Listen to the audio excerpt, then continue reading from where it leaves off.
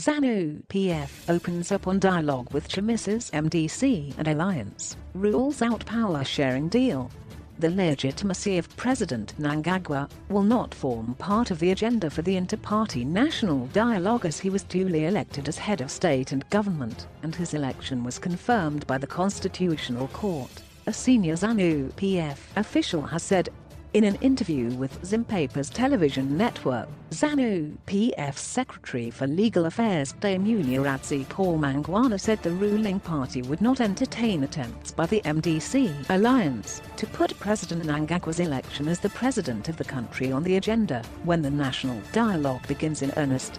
He said every Zimbabwean had an obligation to recognize the result of an election, which was pronounced by the Zimbabwe Electoral Commission before endorsement by the Constitution Court. It is an obligation upon every political player in the country to recognize the pronouncement by the Constitutional Court. So the issue of the election of the president is not on the table and will not be on the table because a decision has been made by the highest courts on that particular issue.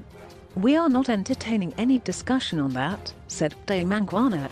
We are saying we have a government in place led by President Mnangagwa, but there are areas which require improvement from a social, political and economic perspective. Let us discuss those issues with full recognition that there is a president who was elected by the people of Zimbabwe. That is the context under which we are discussing.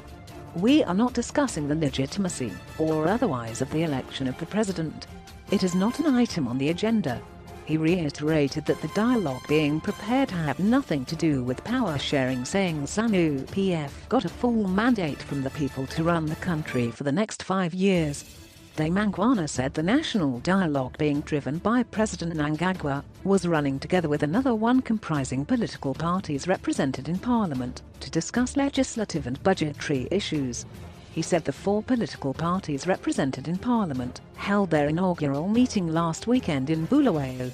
He said the inter-party dialogue of political parties represented in Parliament had been in place since the inclusive government, culminating in the writing of a new constitution.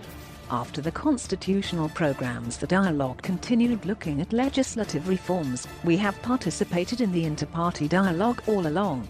But after the election which led to President Mnangagwa being elected as the leader of this country, the MDC alliance said it will not recognize the outcome of the presidential election, and we said, look, if you cannot recognize our principal as leader, we have difficulties in engaging you, quote, said Mnangagwa. Efforts were of course made to mediate on that particular issue, and it continued until last week. We decided to meet if we could find common ground. This did not only include MDC alliance, but 2 other political parties in Parliament, because our framework of negotiation is premised on political parties represented in Parliament.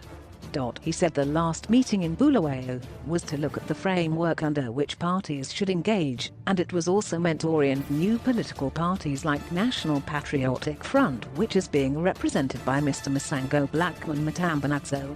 A technical committee to come up with items to be placed on the agenda was constituted, and another meeting will be held in 2 weeks.